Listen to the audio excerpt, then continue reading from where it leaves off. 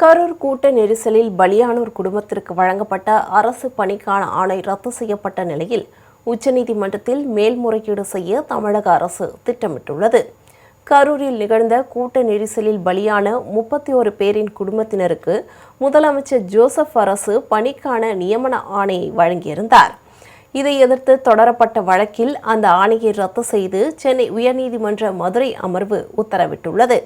இந்நிலையில் இந்த உத்தரவை கருணை அடிப்படையில் நீதிமன்றம் மறுபரிசீலனை செய்ய வேண்டும் என்று கரூர் கூட்ட நெரிசலில் சிக்கி உயிரிழந்த ரவிகிருஷ்ணா என்பவரின் தாயார் ஞானம்பாள் கோரிக்கை விடுத்துள்ளார்.